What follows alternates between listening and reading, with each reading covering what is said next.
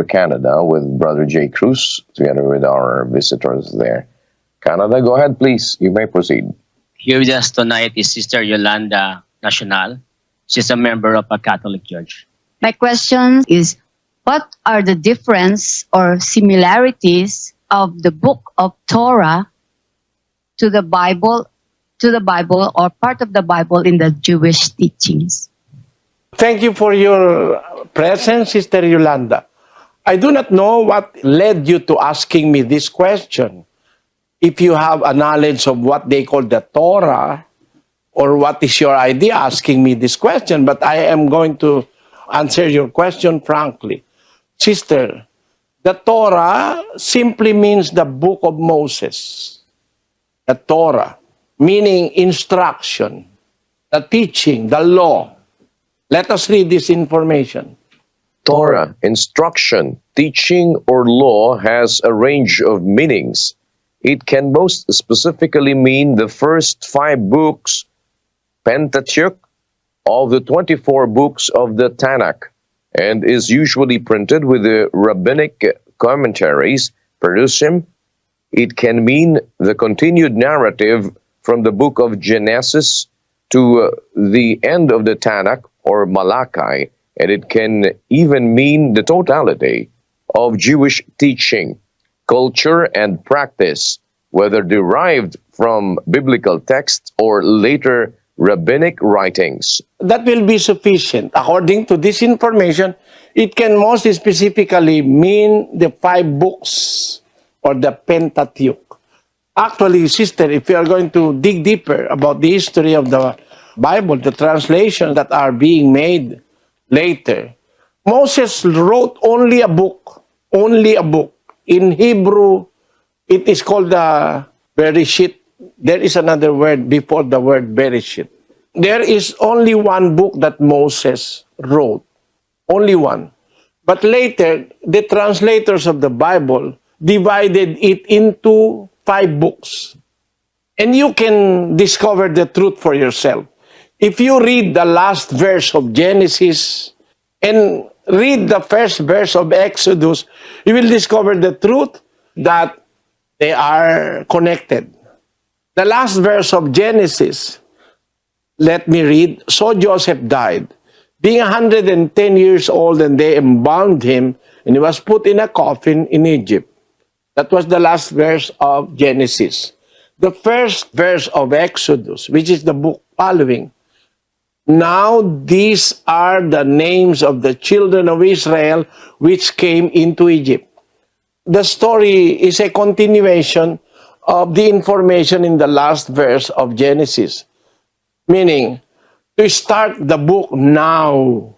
It is not common to start a book now. These are the names of the children of Israel, etc. Because it is a continuation of the book of Genesis. Now, reading the last verse of the book of Exodus, for the cloud of the Lord was upon the tabernacle by day, and fire was on it by night, in the sight of all the house of Israel throughout all their journeys. That is the last verse of the book of Exodus.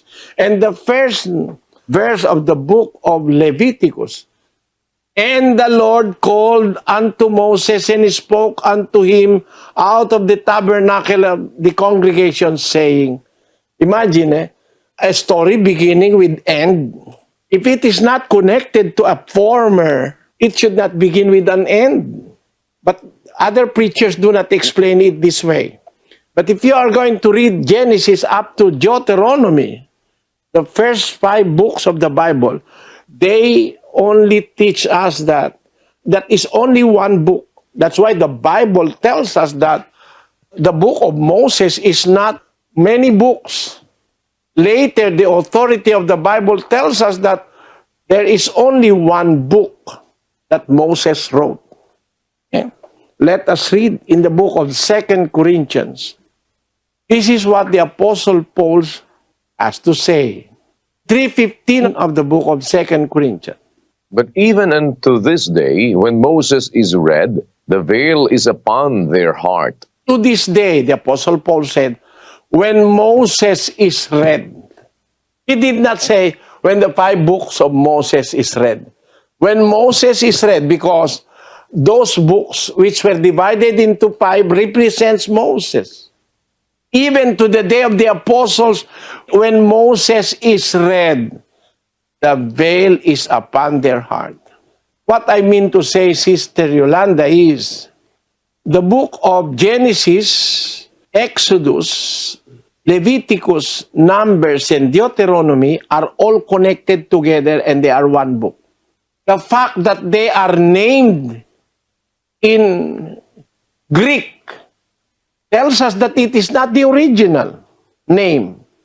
There is no such thing as Genesis in the writings of Moses, because Genesis is a Greek word which means the beginning, which in Hebrew is Bereshit. It is the book of the beginning. Now, the book of Exodus is another Greek word. Moses is not Greek. He did not write in Greek. The word Leviticus is also a Greek word. And Deuteronomy is not also a Hebrew word, but it is a Greek word. The Torah says Genesis is Bereshit. The other one, Exodus, is Shmot. I do not know how to pronounce it. Number 3 is Vayikra. Number 4 is Bamidbar. And number 5 is Parim, which is Deuteronomy. But the Torah you are talking about is the book of Moses. While later, the Jews want to express their own opinion that from Bereshit to the Tanakh includes all the prophets, the books of the prophets. They mean that it's only one, no? The book of Moses is one, but the book written by Joshua, by the prophets, by the judges of Israel are separate books written in different times. The only books of the Bible written in one particular time is the book of Moses, which later turned out to be the 5 books of Moses because they divided it into 5. But it is originally one book. I do not know what is your problem, Sister Yolanda, asking me this question. But I am giving you the information that the Bible gives us a hint in the authority of the New Testament that in 3:15 of the book of 2 Corinthians, even unto this day, the Apostle Paul said, when Moses is read, the veil is upon their heart.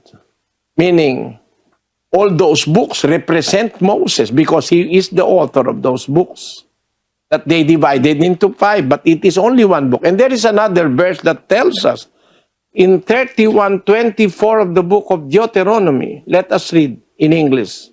And it came to pass, when Moses had made an end of writing the words of this law in a book, until they were You finished. see, it came to pass when Moses had made an end of writing the words of this law in a book until they were finished. The concluding book is the book of Deuteronomy. And there are other things to clarify, but we do not have that luxury of time, Sister Yolanda. I hope you have already an idea of what I'm trying to impart to you. I'm enlightened. Thank you very much. Welcome. May God bless you, sister. Thanks be to God. And this time,